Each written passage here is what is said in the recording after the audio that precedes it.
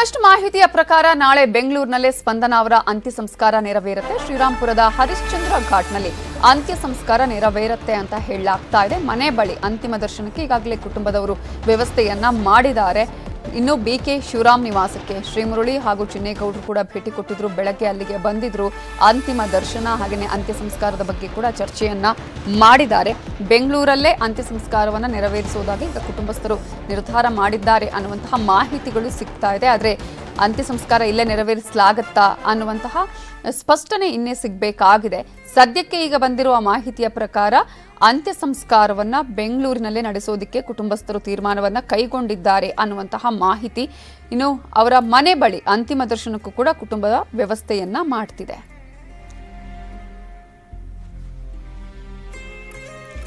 ಇದರ ಬಗ್ಗೆ ಮಾತನಾಡೋದಕ್ಕೆ ನಮ್ಮ ಜೊತೆ ಈಗ ನಟರಾಗಿರುವಂತಹ ಸೃಜನ್ ಲೋಕೇಶ್ ಅವರು ನೇರ ಸಂಪರ್ಕದಲ್ಲಿ ಜಾಯ್ನ್ ಆಗಿದ್ದಾರೆ. ಸೃಜನ್ ಲೋಕೇಶ್ ಅವರೇ, ನಿನ್ನೆಯಿಂದ ಪ್ರತಿಯೊಬ್ಬರಿಗೂ ಇರುವಂತಹ ಒಂದು ಚಿಂತೆ ಅಥವಾ ಒಂದಷ್ಟು ಆತಂಕ, ಒಂದಷ್ಟು ರೀತಿಯಂತಹ ಯೋಚನೆಗಳಂತ ಹೇಳಿದ್ರೆ, ಚಿಕ್ಕ ವಯಸ್ಸಿನಲ್ಲೇ ಈ ರೀತಿಯಾಗಿ ನಾವು ನಮ್ಮವರನ್ನ ಕಳ್ಕೊಳ್ತಾ ಇದ್ದೀವಿ. ನಾವು ಅನೇಕ ಬಾರಿ ಕೇಳ್ತಾ ಇರುವಂತಹ ವಿಚಾರ ಅಂದ್ರೆ ಹೃದಯಾಘಾತ ಅನ್ನುವಂಥದ್ದು.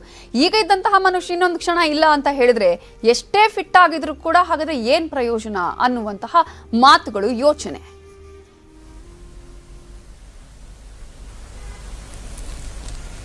ಇಲ್ಲಮ್ಮ, ಅದು ಕೋಇನ್ಸಿಡೆನ್ಸ್ ಅಂತ ಹೇಳಬೇಕು. ಅದು ಆದರೆ ನಮ್ಮ ಬೇಸಿಕ್ ಹೆಲ್ತಿನ ಒಂದು ಏನಂತಾರೆ ಕೇರ್ ಅನ್ನ ನಾವು ತಗೊಳ್ಳಿಲ್ಲ ಅಂದ್ರೆ ಅದು ಪ್ರಾಬ್ಲಮ್ ಆಗುತ್ತೆ. ಹಾಗಂದ್ಬಿಟ್ಟು ಈ ತರ ಒಂದು ಇನ್ಸಿಡೆಂಟ್ಸ್ಗಳಾದಾಗ ನಮಗೆ ನೋವಾಗೋದು, ಬೇಸರ ಆಗೋದು ಸರ್ವೇ ಸಾಮಾನ್ಯ. ಬಟ್ ಏನು ಅಂದ್ರೆ, ನಿಮಗೆ ಫಾರ್ ಎಕ್ಸಾಂಪಲ್ ನಾನು ಹೇಳೋದು, ಹಲವಾರು ವರ್ಷಗಳಿಂದ ತುಂಬಾ ಜನ ಯೋಗಾಸನ ಮಾಡ್ಕೊಂಡು, ವರ್ಕೌಟ್ ಮಾಡ್ಕೊಂಡು ತಮ್ಮ ದೇಹವನ್ನು ಚೆನ್ನಾಗಿ ಇಟ್ಕೊಂಡಿರೋರು ಈ ನಮಗೆ ಎಷ್ಟೋ ಜನರ ಒಂದು ಎಕ್ಸಾಂಪಲ್ಸ್ ಇದೆ. ಬಟ್ ಏನು ಅಂದ್ರೆ, ದಿಸ್ ಇಸ್ ವೆರಿ ಅನ್ಫಾರ್ಚುನೇಟ್. ಆಮೇಲೆ ಹಾರ್ಟ್ ಅಟ್ಯಾಕ್ ಅನ್ನೋದು ಬರೀ ಒಂದು 30 ವರ್ಷ 40 ವರ್ಷ ಅಲ್ಲ, 5 ವರ್ಷ 10 ವರ್ಷಕ್ಕದವರೆಗೂ ಆಗ್ತಾ ಇದೆ. ಈ ತರದ ಒಂದು ಏನಂದ್ರೆ it is very very unfortunate ವಿಚಾರಗಳು. ಬಟ್ ಈ ಒಂದು ಕಾರಣ ಹುಡುಕೋದಕ್ಕಿಂತ ಹೆಚ್ಚಾಗಿ ಇವಾಗ ಈ ಒಂದು ಪರಿಸ್ಥಿತಿಯಲ್ಲಿ ಒಬ್ಬ ಬಹಳ ಮುಖ್ಯವಾದಂತ ಒಬ್ಬ ವ್ಯಕ್ತಿ ತೀರ್ಕೊಂಡಿದ್ದಾನಲ್ಲ, ಆ ಒಂದು ನೋವು ತುಂಬಾ ಇಂಪಾರ್ಟೆಂಟ್ ಆಗಿ ನಮ್ಮನ್ನೆಲ್ಲ ಕಾಡ್ತಾ ಇರೋದು. ಮೋರ್ ದೆನ್ ಯಾಕೆ ಏನು ಅನ್ನೋದಕ್ಕಿಂತ ಹೆಚ್ಚಾಗಿ, ಯಾಕಂದ್ರೆ ವಾಪಸ್ ಬರಲ್ಲ ಅಂತ ಗೊತ್ತು ನಮಗೆ. ಅವಾಗ ಹಾರ್ಟ್ ಅಟ್ಯಾಕ್ ಆಗಿದ್ರೇನು, ಆಕ್ಸಿಡೆಂಟ್ ಆಗಿದ್ರೇನು, ಎನಿ ಅನ್ಫಾರ್ಚುನೇಟ್ ಇವೆಂಟ್ ಆಗಿದ್ರು ನಮಗೆ ಆ ನೋವನ್ನ ಭರಿಸುವಂತ ಒಂದು ಪರಿಸ್ಥಿತಿ ಇದೆಯಲ್ಲ, ಅದು ಇಸ್ ವೆರಿ ಅನ್ಫಾರ್ಚುನೇಟ್. ನೀವು, ರಾಘು ಅವರು ಹಾಗೆ ಇಡೀ ಕುಟುಂಬ ಒಂದೇ ಮನೆಯವರ ತರ ಇದ್ದಂಥವ್ರು. ನಿನ್ನೆ ಗಿರಿಜಮ್ಮ ಮಾತಾಡುವಾಗ್ಲೂ ಹೇಳ್ತಾ ಇದ್ರು, ಬರ್ತ್ಡೇ ವಿಚಾರದಲ್ಲಿ ಒಂದೇ ದಿನ ಅನ್ನುವಂಥದ್ದು. ಈ ಸಂಭ್ರಮದ ಕ್ಷಣಗಳನ್ನ ಎಲ್ಲರೂ ಕೂಡ ಒಟ್ಟಿಗೆ ಕಳೀತಾ ಇದ್ರಿ ನೀವೆಲ್ಲರೂ. ಬಟ್ ಈಗ ಅಂತಹ ಒಂದು ಸಂದರ್ಭವೇ ಬದಲಾಗಿ ಹೋಗಿದೆ. ನೀವು ಮತ್ತು ಅವರ ಬಾಂಧವ್ಯ, ನೀವು ಒಟ್ಟಿಗಿದ್ದಂಥದ್ದು, ರಾಘು ಆಗಿರ್ಬೋದು, ಸ್ಪಂದನ ಇದ್ದಂತಹ ವಿಚಾರಗಳು ನೆನಪಿಸಬಹುದಾದ್ರೆ.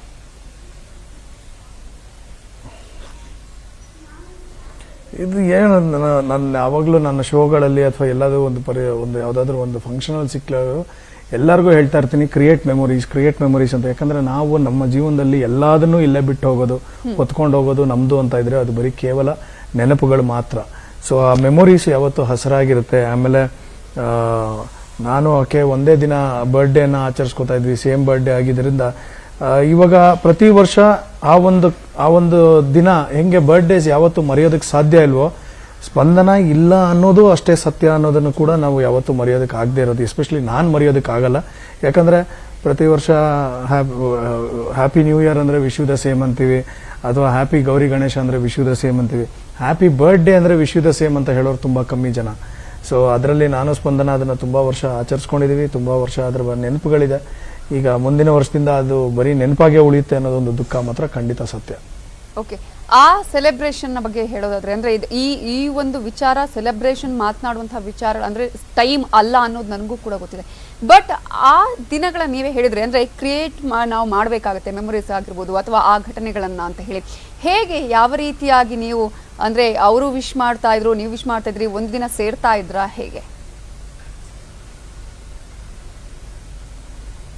ಅಲ್ಲ, ಹಲವು ಬಾರಿ ಸೇರಿದೀವಿ, ಹಲವು ಬಾರಿ ಸೇರಿಲ್ಲ. ಎಸ್ಪೆಷಲಿ ಕೋವಿಡ್ ಆದ್ಮೇಲೆ ನಾವು ಸೇರೋದು ತುಂಬಾ ಕಮ್ಮಿ ಆಗೋಗಿತ್ತು. ಯಾಕಂದ್ರೆ ವರ್ಕಿನ ಒತ್ತಡ ತುಂಬಾ ಜಾಸ್ತಿ ಇತ್ತು. ಬಟ್ ಹಲವಾರು ವಿಚಾರಗಳಲ್ಲಿ ನಾವು ಮಾತಾಡ್ತಾ ಇದ್ವಿ, ಒಬ್ರಿಗೊಬ್ರು ಕಾಲು ಎಳ್ಕೊತಾ ಇದ್ವಿ, ತೀಟೆ ಮಾಡ್ತಾ ಇದ್ವಿ, ಇರಿಟೇಟ್ ಮಾಡ್ತಾ ಇದ್ದೆ. ನಾನ್ ಜಾಸ್ತಿ ಇರಿಟೇಟ್ ಮಾಡ್ತಾ ಇದ್ದೆ ಅವಳಿಗೆ. ಬೇಕು ಅಂತ ಕಾಲು ಎಳೆಯೋದು, ಬೇಕು ಅಂತ ಇರಿಟೇಟ್ ಮಾಡೋದು, ಈ ತರದ ಹಲವಾರು ನೆನಪುಗಳು ಈಗಲೂ ಹಸರಾಗಿದೆ. ಬಟ್ ನಿನ್ನೆ ನನಗೆ ಗೊತ್ತಾದಾಗ ಮಾತ್ರ ಒಂಥರ ಒಂದೊಂದು ಏನ್ ಹೇಳಿ, ಆ ಒಂದು ಮೊಮೆಂಟ್ ಎಕ್ಸ್ಪ್ಲೇನ್ ಮಾಡೋದೇ ತುಂಬಾ ಕಷ್ಟ ಆಗಿದೆ ನನಗೆ. ರಾಘು ಅವರು ಮತ್ತು ನೀವು ಹೇಗಿರ್ತೀರಿ ಅನ್ನೋದು ಕೂಡ ನಾವು ಅನೇಕ ಶೋಗಳಲ್ಲಿ ಕೂಡ ನೋಡಿದ್ವಿ. ಯಾಕಂದ್ರೆ ನೀವು ಯಾವ ರೀತಿಯಾಗಿ ಎಲ್ಲರ ಜೊತೆ ನಗ್ತಾ ಇರ್ತೀರಿ, ರಾಘು ಕೂಡ ಅದೇ ರೀತಿ ಯಾವುದೇ ರೀತಿಯಾದಂತಹ ಒಂದು ನನ್ನ ಹತ್ರ ನಾನು ಒಬ್ಬ ಆಕ್ಟರು ಅಥವಾ ನಾನೊಬ್ಬ ಹೀರೋ ಅನ್ನುವಂತಹ ಭಾವನೆಯೂ ಕೂಡ ನಾವು ಯಾವತ್ತೂ ಕೂಡ ಅವರಲ್ಲಿ ಕಂಡಿಲ್ಲ. ಒಂದು ಕಾರ್ಯಕ್ರಮಕ್ಕೆ ಹೋದಾಗಲೂ ಅಷ್ಟೇ ಸೌಜನ್ಯದಿಂದ ಅದೇ ರೀತಿಯಾಗಿ ನಾವು ಸ್ಪಂದನ ಅವರಲ್ಲೂ ಕೂಡ ನೋಡೋದಕ್ಕೆ ಸಿಗ್ತಾ ಇತ್ತು. ಸ್ಪಂದನ ಅಂದ್ರೆ ಅವರೇ ಹೇಳಿದ ಹಾಗೆ ನಾವು ಬಿಗ್ ಬಾಸ್ ಶೋನಲ್ಲೂ ಕೂಡ ನೋಡಿದ್ವಿ, ಎಷ್ಟು ಪ್ರೀತಿ ಅನ್ನೋದು ಅಲ್ಲಿ ಕಾಣಿಸ್ತಾ ಇತ್ತು ಅಂತ.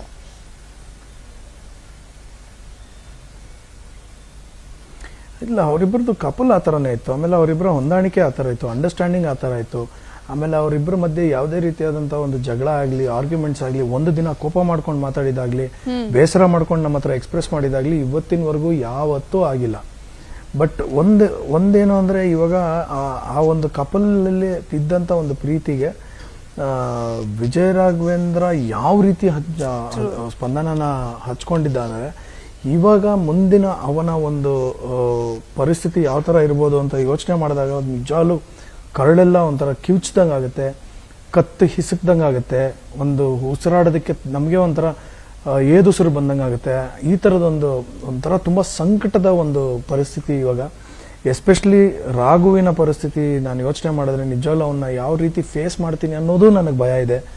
ಈಗ ಎಂಥ ಒಂದು ನಾನು ಐ ವಾಸ್ ರಿಯಲಿ ಹೋಪಿಂಗ್ ಇವತ್ತು ಸ್ಪಂದನ ವಾಪಸ್ ಬರ್ತಾಳೆ ಅಂತ. ಬಟ್ ಡಿಲೇ ಆಗ್ತಿದೆ, ಆಕೆ ಬರೋದು ನಾಳೆ ಅಂತ ಗೊತ್ತಾದಾಗ ನನಗೆ ಇದ್ದಿದ್ದು ಹಿಂಸೆ. ಒಂದು ರೀತಿಲಿ ನಾನು ಆಕೆಯ ಒಂದು ನಿರ್ಜೀವವಾದಂಥ ಒಂದು ಮುಖವನ್ನು ನೋಡೋದಕ್ಕೆ ನಂಗೆ ಇಷ್ಟ ಇಲ್ಲ ಅಂದರೆ ತಪ್ಪಾಗ್ಲಾರ್ದು. ಯಾಕಂದರೆ ಆಕೆಯ ನಿಮ್ಮ ಚಾನೆಲ್ಲು ಎಲ್ಲೋ ಕಡೆ ನೋಡ್ತಾ ಇದ್ದಾಗ ಅವಳ ನಗು ಮುಖ ನೋಡಿದಾಗ ಇವಾಗ ಅವಳು ಇಲ್ಲ ಅಂತಂದರೆ ಅದು ತೀರಾ ಬೇಸರ ಆಗೋದು. ಅಂಥ ಒಂದು ಲೈಫ್ ಫುಲ್ ಆಫ್ ಲೈಫ್ ನಗು ಇರುವಂಥ ಅವಳನ್ನ ಲೈಫ್ಲೆಸ್ ಆಗಿ ನೋಡೋವಂಥ ಧೈರ್ಯ ನನಗಿಲ್ಲ. ಬಟ್ ಅದಕ್ಕಿಂತ ಇದು ಅಂದರೆ ರಾಘುನ ಸಮಾಧಾನ ಮಾಡೋದು ಹೇಗೆ ಅನ್ನೋದು ಒಂದು ಯಕ್ಷ ಪ್ರಶ್ನೆ ಆಗಿ ಉಳಿದಿದೆ.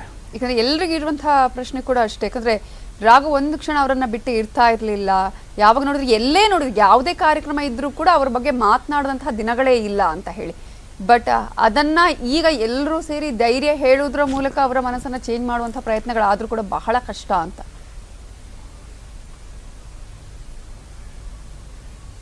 ಅಮ್ಮ, ಹೊಡೆತ ತಿಂದವನಿಗೆ ಗೊತ್ತು ಆ ನೋವೇನು ಅಂತ. ನಾವೇನೇ ಹೇಳ್ಬೋದು ಏನಾಗಲ್ಲ ಅಂತ.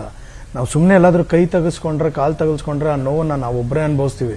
ಯಾರು ಏನೇ ಮುಲ ಮಚ್ಬೋದು, ಯಾರು ಏನೇ ಬಂದು ಐಸ್ ಪ್ಯಾಕ್ ಕೊಡ್ಬೋದು, ಆದರೆ ಆ ನೋವನ್ನ ನಾವು ಅನುಭವಿಸ್ಲೇಬೇಕು. ಅದೇ ಒಂದು ಕೆಟ್ಟ ಪರಿಸ್ಥಿತಿಯಲ್ಲಿ ಪಾಪ ರಾಘು ಇರೋದು ನಮಗೆ ತುಂಬಾ ನೋವಿದೆ. ಆದರೆ ನಾವು ಅವನಿಗೆ ಆ ಮುಲಾಮ್ ಹಚ್ಚೋ ರೀತಿಯಲ್ಲಿ ನಾವು ಬಂದು ಅವನಿಗೆ ಒಂದು ಐಸ್ ಪ್ಯಾಕ್ ಕೊಡೋ ರೀತಿಯಲ್ಲಿ ಮಾತಾಡಿ ಅವನಿಗೆ ಮುದ ನೀಡೋದಕ್ಕೆ ಪ್ರಯತ್ನ ಪಡ್ಬೋದು. ಬಟ್ ನಿಜವಾಗ್ಲೂ ಆ ಒಂದು ನೋವನ್ನು ಅವನು ಹೇಗೆ ಅನುಭವಿಸ್ತಾನೆ, ಅದರಿಂದ ಯಾವ ರೀತಿ ಹೊರಗೆ ಬರ್ತಾನೆ. ಟೈಮ್ ಅನ್ನೋದು ಎಲ್ಲದನ್ನು ಹೀಲ್ ಮಾಡುತ್ತಮ್ಮ. Time is the biggest healer. But ಈ ಒಂದು ಫೇಸ್ ಇದೆಯಲ್ಲ, ಆ ಹೀಲಿಂಗ್ ಫೇಸ್ ಒಂದು ಇದೆಯಲ್ಲ, ಅದು ನೋಡೋ ಸಂಕಟ ಅರ್ಥ ಆಗ್ತಿಲ್ಲ ಏನು ಹೇಳಬೇಕು ಅಂತ. ಬಟ್ ಅಲ್ಲೂ ಕೂಡ ನೋಡಿ, ಈಗ ಬ್ಯಾಂಕಾಕಲ್ಲಿ ಪಾಪ ಅವರೇ ಅಲ್ಲಿ ಒಂದಷ್ಟು ಒದ್ದಾಡಿ ಇವುಗಳನ್ನೆಲ್ಲ ಮಾಡುವಂತಹ ಕೆಲಸಗಳನ್ನ ಮಾಡಬೇಕು. ಇಂತಹ ಟೆನ್ಷನ್ ಅಂದ್ರೆ ಒಂದ್ ಕಡೆ ಟೆನ್ಷನ್ ಇದ್ದಾಗ ಇದು ಯಾವುದು ಗೊತ್ತಾಗೋದಿಲ್ಲ. ಆ ನಂತರ ಇದೆಯಲ್ಲ, ಆ ನಂತರದ ದಿನಗಳೇ ಬಹಳ ಕಷ್ಟ ಇಲ್ಲಿ.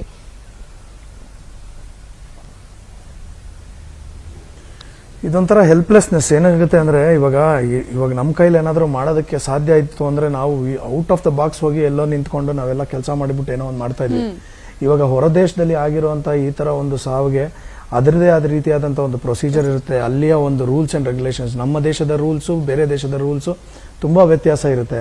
ಆ್ಯಂಡ್ ಅವನೊಬ್ಬನೇ ಅದನ್ನು ಮಾಡೋದಕ್ಕೆ ಇದು, ಯಾಕಂದರೆ ಇವಾಗ ನಾವು ಹೋಗಿ ನಾವು ಏನು ಮಾಡೋದಕ್ಕಾಗಲ್ಲ ಅನ್ನೋ ಒಂದು ಕೈ ಕಟ್ಟಾಕ್ದಂಥ ಒಂದು ಪರಿಸ್ಥಿತಿಯಲ್ಲಿ ನಾವಿದ್ದೀವಿ. ಅನುಭವಿಸಿದಂಥ ಒಂದು ನೋವನ್ನು ಅವನ ಜೊತೆ ಭಾಗಿಯಾಗೋದಕ್ಕೂ ಸಾಧ್ಯ ಆಗ್ತಿಲ್ಲ ಅನ್ನೋ ಒಂದು ನೋವು ಕೂಡ ಇದೆ. ಬಟ್ ಅದೇ ಹೇಳೋದಲ್ಲ, ನನಗೆ ಇವಾಗ ಇರುವಂಥ ಒಂದು ಪರಿಸ್ಥಿತಿಯಲ್ಲಿ ನನಗೆ ನಿಜವಾಗ್ಲೂ ಏನು ಹೇಳಬೇಕು, ಏನು ಮಾತಾಡಬೇಕು, ಏನು ಬಿಡಬೇಕು ಅನ್ನೋದು ಗೊತ್ತಾಗ್ತಾ ಇಲ್ಲ. ಖಂಡಿತವಾಗ್ಲೂ ಸ್ಪಂದನನ ನೋಡುವಂಥ ಧೈರ್ಯ ನನಗಂತೂ ಇಲ್ಲ. ಆ್ಯಂಡ್ ರಾಘುನ ಯಾವ ರೀತಿ ಎದುರಿಸ್ತೀನಿ, ಅವನಿಗೆ ಯಾವ ರೀತಿ ಅವನಿಗೆ ಒಂದೆರಡು ಮಾತುಗಳನ್ನು ಆಡಬೇಕು ಅನ್ನೋದ್ರ ಬಗ್ಗೆನೂ ನನಗೆ ಗೊತ್ತಾಗ್ತಾ ಇಲ್ಲ. ಐ ಜಸ್ಟ್ ಹೋಪ್ ಇದೆಲ್ಲ ಒಂದು ಗೊತ್ತಿಲ್ಲ, ಏನು ಹೇಳೋದು ಅಂತ ಗೊತ್ತಾಗ್ತಾ ಇಲ್ಲ ನನಗೆ. ನಿಜ.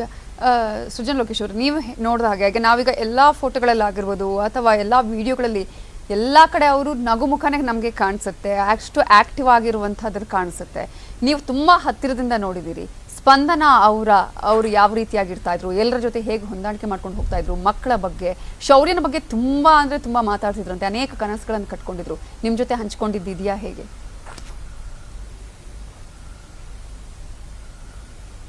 ಎಲ್ಲ ಅವ್ರು ಹೇಗಿದ್ರು ಅಂದ್ರೆ ಆ ಫೋಟೋಗೂ ಅವರ ಜೀವನಕ್ಕೂ ಯಾವ ವ್ಯತ್ಯಾಸನೂ ಇಲ್ಲ.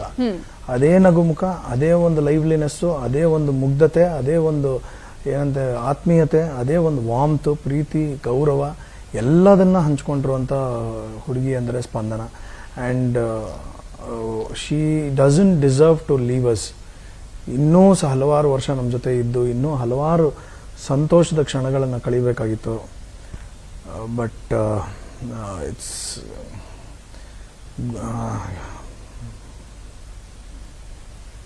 ನಿಜ.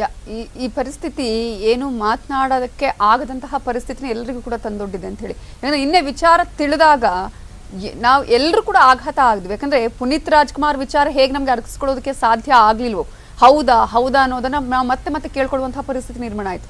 ಮತ್ತೆ ಈಗ ಅದು ಕೂಡ ಒಂದು ಚಿಕ್ಕ ವಯಸ್ಸಲ್ಲಿ ಈ ರೀತಿಯಾಗಿ ಆಗುತ್ತಾ? ಯಾಕಂದ್ರೆ ಯಾರು ಕೂಡ ಎಕ್ಸ್ಪೆಕ್ಟ್ ಮಾಡಲ್ಲ. ಸಾವನ್ನಂತೂ ನಾವು ಯಾರು ಕೂಡ ನಿರೀಕ್ಷೆ ಮಾಡೋದಕ್ಕೂ ಸಾಧ್ಯ ಇಲ್ಲ, ಊಹೆ ಮಾಡೋದಕ್ಕೂ ಸಾಧ್ಯ ಇಲ್ಲ. ಬಟ್ ಆ ಕ್ಷಣ ನಿಮ್ಗೆ ಕೇಳಿದ ತಕ್ಷಣ ಏನ್ ಅನಿಸ್ತು ಆ ಟೈಮಲ್ಲಿ? ನಿಜ ಅಂತ ಇನ್ನೊಂದ್ಸಲ ಕೇಳುವಂತಹ ಪರಿಸ್ಥಿತಿ ನಿರ್ಮಾಣ ಆಯ್ತಾ ಹೇಗೆ? ಅದೇ ಹೇಳಿದ್ನಲ್ಲ, ಗರ ಬಡ್ದಂಗೆ ಆಗುತ್ತೆ ಅಂತಾರಲ್ಲ, ಅದಾಯ್ತು. ಅಷ್ಟೇ ಹೇಳೋದಕ್ಕೆ ಸಾಧ್ಯ ಆಗೋದು. ಯಾಕಂದ್ರೆ ನಾನು ಶೂಟಿಂಗ್ ಮುಗಿಸ್ಕೊಂಡ್ಬಂದು ಲೇಟ್ ಆಗಿತ್ತು, ಬಂದು ಮಲಗಿದ್ದೆ. ಬೆಳಗ್ಗೆ ಈ ಫೋನ್ ಬಂದ ತಕ್ಷಣ ನಾನು ಅದೆಲ್ಲ ಕನಸೇನೋ ಅನ್ಕೊಂಡು ನಾನು ಒಂದು ಸ್ವಲ್ಪ ಟೈಮ್ ತಗೊಂಡೆ. ನಾನು ಎಲ್ಲರೂ ಕೇಳಿದಾಗಲೂ ನಾನು ಅದನ್ನೇ ಹೇಳ್ತಾ ಇದ್ದೀನಿ, ನನಗೆ ಅಕ್ಸೆಪ್ಟ್ ಮಾಡ್ಕೊಳ್ಳೋದಕ್ಕೆ ಆಗಿಲ್ಲ. It is not so easy. ತುಂಬ ಈಗ್ಲೂ ಅದೊಂಥರ ನೆನೆಸ್ಕೊಂಡಾಗ್ಲಿಲ್ಲ, ಅದರಿಂದ ಆಚೆ ಬರೋದಕ್ಕೆ ಒಂದು ಸ್ವಲ್ಪ ದೊಡ್ಡ ಇದು ಆಗುತ್ತೆ. ಇವಾಗ ನೋಡಿ, ನಾಳೆ ಬೆಳಗ್ಗೆ ಆದರೆ ನನಗೆ ಶೂಟಿಂಗ್ ಇದೆ. ನಾಳೆ ಬೆಳಗ್ಗೆ ಹೋದಾಗ ನನ್ನ ವೃತ್ತಿ ಧರ್ಮ ನಾನು ಮಾಡಲೇಬೇಕು. ಅಲ್ಲಿ ನಿಂತ್ಕೊಂಡು ನಾನು ನಗುಮುಖ ಇಟ್ಕೊಂಡು ನನ್ನ ಕೆಲಸ ಮಾಡಬೇಕು ಅಂದರೆ that is a biggest task ನನಗೆ. ಯಾಕಂದ್ರೆ ಅಲ್ಲಿ ಜನರಿಗೆ ನಾವು ಯಾವ ಕಾರಣನೂ ಕೊಡೋದಕ್ಕಾಗಲ್ಲ, ಅವ್ರಿಗೆ ಗೊತ್ತಾಗಲ್ಲ. ಜನರೇನು ಅನ್ಕೋತಾರೆ, ಇವನು ಯಾಕೆ ಹಿಂಗೆ ನಿಂತಿದ್ದಾನೆ ಅಂತ ಹೇಳೋದಕ್ಕೆ ಬಿಡೋಕೆ ಇಲ್ಲ. ಆಮೇಲೆ ನನ್ನನ್ನು ನಂಬಿ ಆ ಶೋ ಮಾಡ್ತಾ ಇದ್ದೀನಿ ಅಂದಾಗ ನನ್ನ ವೃತ್ತಿ ಧರ್ಮಕ್ಕೆ ಮೋಸ ಮಾಡೋದಕ್ಕಾಗಲ್ಲ. ಬಟ್ ಆದ್ರೂ ನನ್ನ ಮನಸ್ಸಲ್ಲಿ ಕೊರಗ್ತಾ ಇರೋದು ಒಂದೇ ಒಂದು ವಿಚಾರ ಏನಂದ್ರೆ, ನನ್ನ ಇಷ್ಟು ಹತ್ತಿರವಾಗಿರುವಂತಹ ಸ್ನೇಹಿತನಿಗೆ ಹಿಂಗಾಗೋಯ್ತಲ್ಲ, ನನ್ನ ಹತ್ತಿರವಾಗಿದ್ದಂಥ ಸ್ನೇಹಿತೆ ಹೋಗ್ಬಿಟ್ಟಿದ್ದಾಳಲ್ಲ ಅನ್ನೋ ಒಂದು ಸತ್ಯ ಪರ್ಮನೆಂಟ್ ಆಗಿ ಮನಸ್ಸಲ್ಲಿ ಉಳ್ಕೊಂಡ್ಬಿಡುತ್ತೆ. Because this is not some ಕಾಯಿಲೆ ಬಿದ್ದಿದ್ದಾರೆ, ಏನೋ ಒಂದಾಗಿದೆ, ಹಾಸ್ಪಿಟಲ್ಗೆ ಹೋಗಿದ್ದಾರೆ ಬರ್ತಾರೆ. ಇಲ್ಲ, ಹೋದ್ರು ಅಂದ್ರೆ ಮುಗೀತು. ಇನ್ ಲೈಫ್ ಲಾಂಗ್ ಇಲ್ಲ ಅನ್ನೋದನ್ನ ತಲೆಯಲ್ಲಿಟ್ಕೊಂಡು ಅದ್ರ ಬಗ್ಗೆ ಯೋಚನೆ ಮಾಡಿಕೊಂಡು I don't know how it is going to be ಅಂತ ನಿಜವಾಗ್ಲೂ ಗೊತ್ತಾಗ್ತಾ ಇಲ್ಲಮ್ಮ. ಹೇಗೆ ಲೈಫ್ ಅಂದ್ರೆ ಏನ್, ಯಾವ ರೀತಿಯಾಗಿ ಆಕ್ಸೆಪ್ಟ್ ಮಾಡ್ಕೊಂಡಿದ್ರು? ಅಂದ್ರೆ ಯಾವಾಗ್ಲೂ ಕೂಡ ಖುಷಿಯಾಗಿ ಇರ್ಬೇಕು, ಎಲ್ಲರ ಜೊತೆ ಚಿಲ್ಲಾಗಿ ಇರ್ಬೇಕು, ಆ ರೀತಿ ಇರ್ತಾ ಇದ್ರ ಸ್ಪಂದನ ಅವರು?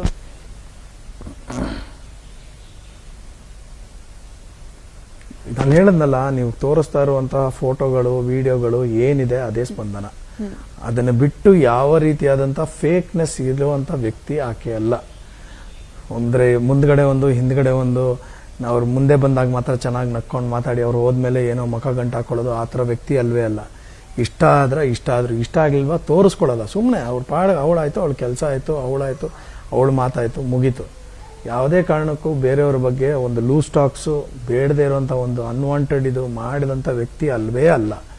ಸೊ ಹಾಗಾಗಿ ಲೈಫ್ ಏನು, ಹಿಂಗಿರ್ಬೇಕು, ಏನು ಕತೆ, ಇದೆಲ್ಲ ನಾವು ಏನೇ ಹೇಳಿದ್ರು ಸ್ಪಂದನ ಏನು ಅಂದರೆ, ನೀವು ತೋರಿಸ್ತಾ ಇರೋ ಫೋಟೋಗಳು, ವಿಡಿಯೋಗಳು, ಆ ಸುಖ ಆಮೇಲೆ ಆ ಒಂದು ನಗು, ಅದೇ ಸ್ಪಂದನ.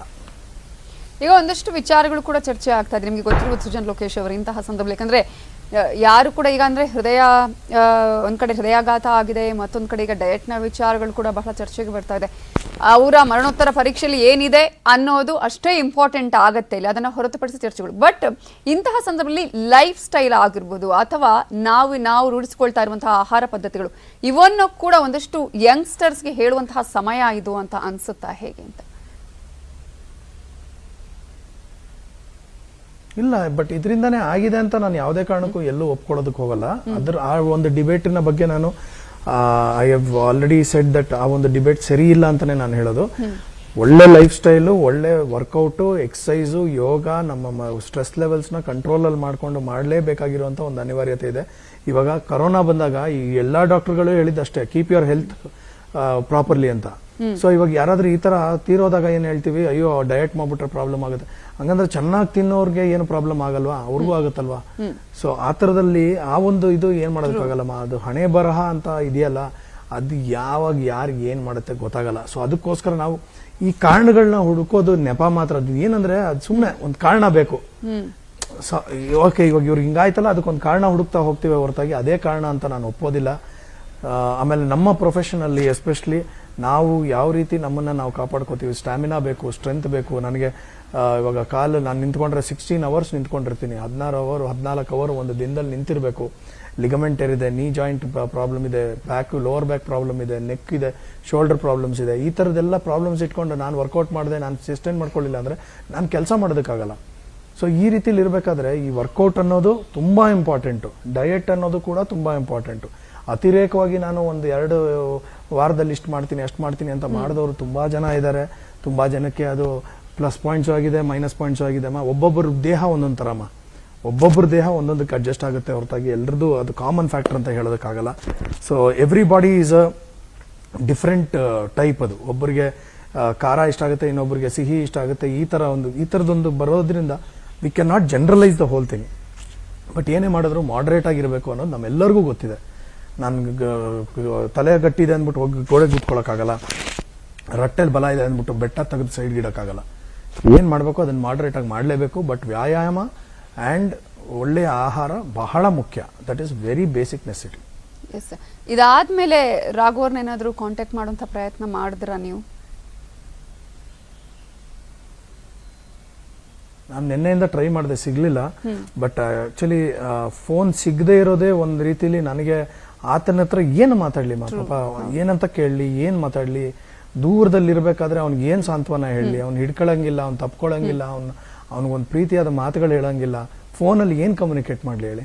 ಸೊ ಅದಕ್ಕಾಗಿ ನಾನು ಅದು ಫೋರ್ಸು ಮಾಡೋದಕ್ಕೆ ಹೋಗಲಿಲ್ಲ. ಮುರಳಿ ಹತ್ರ ಮಾತಾಡಿದೆ, ಮುರಳಿ ಹತ್ರ ಕೇಳಿದಾಗ ಅವ್ನು ಅದನ್ನೇ ಹೇಳಿದ್ವಿ. ಇವನ್ ಹಿ ವಾಸ್ ಪಾಪ ಅವನ ಹತ್ರನೂ ಏನು ಮಾತಾಡಲಿ ನಾನು ಮುರಳಿ ಹತ್ರ.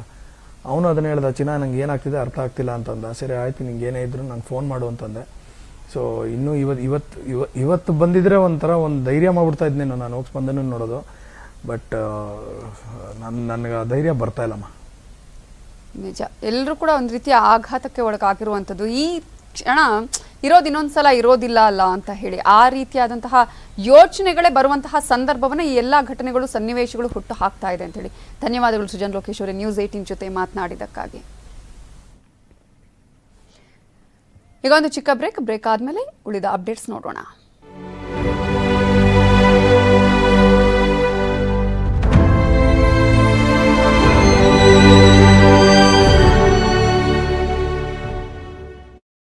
ನಡಿಯಕ್ಕಾಗ್ತಿರ್ಲಿಲ್ಲ.